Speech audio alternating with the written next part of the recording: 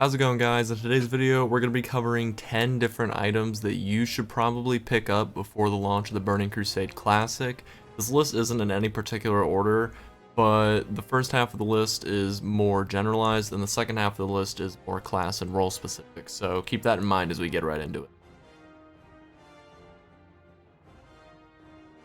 First up on this list is going to be Magic Dust. Now this is going to be a really good item for carrying around for open world PvP and questing because it's one of the few PvP consumables that's not actually getting nerfed going to the release of the Burning Crusade. So if you're in an open world PvP situation, you need to get away, you can use Magic Dust and it's going to put them to sleep for 30 seconds and give you time to get away.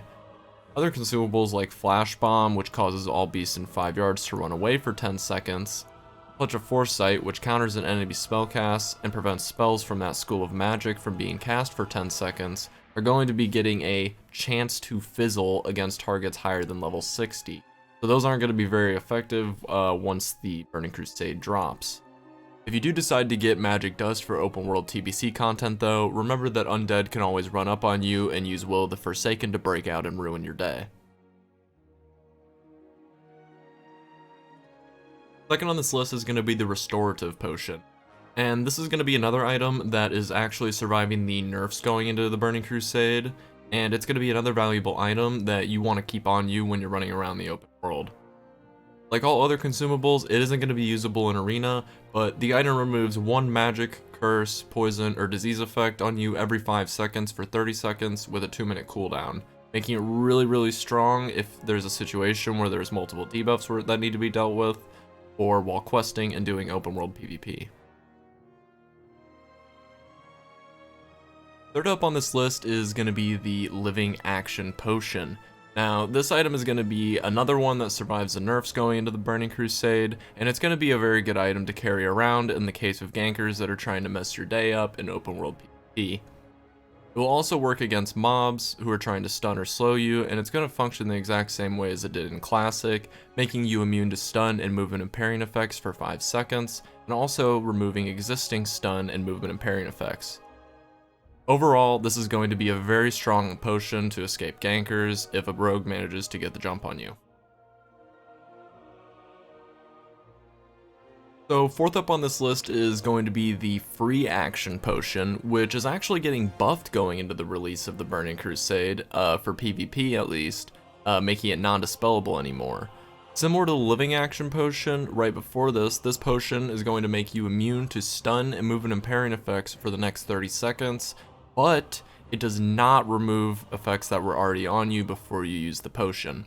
This item won't be able to be used in Arena, but you will still be able to bring it into raids and dungeons to avoid stuns,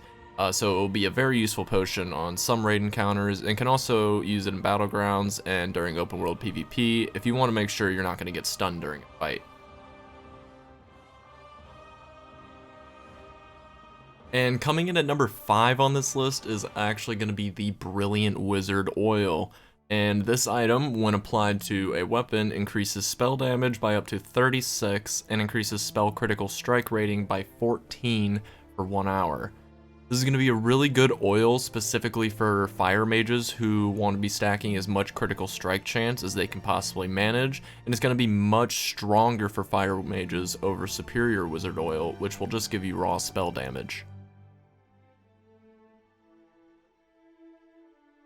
The 6th item on this list is going to be very exciting for anybody that's looking to be leveling and playing as a warlock in the Burning Crusade. That item is the Black Book. It's a trinket that drops from Razorgore the Untamed in Blackwing Lair, and it's going to be absolutely insane for warlocks while leveling up. If you have the Summon Felguard ability talented in the Demonology tree, you'll be able to have this trinket empower that Felguard, granting it 200 spell power, 325 attack power, and 1600 armor for 30 seconds with the trinket on a 5-minute cooldown. It can also be applied to your Imp, Succubus, Voidwalker, or Fellhunter though, making it one of the cooler trinkets if you can get your hands on it before the Burning Crusade launches. So for the 7th item on this list, we have the Scarab Brooch Trinket. Now, this item is going to be a very strong option for a lot of healers because, like most percentage-based items going into the vanilla, it's going to keep its value moving from vanilla into the Burning Crusade. Going to make your heals provide a shield that absorbs damage equal to 15% of the amount healed for 30 seconds, and since players above level 63 can no longer get world buffs, this item will be a very strong option for healers to heal tanks with during raids and dungeons, since the tanks will have more buff slots available. So coming into number 8 on this list, we actually have the Wolf's Head Helm, which is basically going to be necessary to have at least for a while after the launch if you're wanting to play a Feral Druid in the Burning Crusade. This helm grants you 20 energy while shapeshifting into cat form and 5 rage while shifting into bear form, which means it will be very powerful for Feral Druids while they're doing their rotation and power shifting. This item is especially powerful if you are going to be pairing it with the Furor talent, which gives you a 100% chance to gain 10 rage when you shapeshift into bear form, or 40 energy when you shapeshift into cat form. Some Feral Druids will probably be using this item for most of the first half of the Burning Crusade, but some are going to decide to stop using the helmet after they get their 2-piece tier 4, which gives your melee attacks in cat form a chance to generate 20 additional energy, and then it allows you to replace that low level helmet finally. So next up at number 9 on this list, we have Badge of the Swarm Guard, which is going to be potentially one of the top damage trinkets for physical damage dealers during phase 1 of the Burning Crusade. The trinket gives you a chance on melee or ranged attack to apply an armor penetration effect on you for 30 seconds, lowering the target's armor by 200 to your own attacks, and it can be applied up to 6 times, making it really strong for trash fights. This is not for certain though, it's going to highly depend on how some of the boss tuning goes, such as the duration of the boss fights, armor values, and other similar things, but it will more than likely be something to keep an eye on going into the launch of the Burning Crusade if you're looking at playing a melee. So coming in lastly on this list, we have the Elixir of Demon Slaying, which is a battle elixir that lasts for 5 minutes and it's going to give you 265 attack power against demons. Obviously, while running around the open world in Outland and while doing dungeons and such, you can expect to be seeing a good amount of demons running around, so this is going to be a really good elixir to keep in your bags in case you need that little extra boost to help kill something as a melee.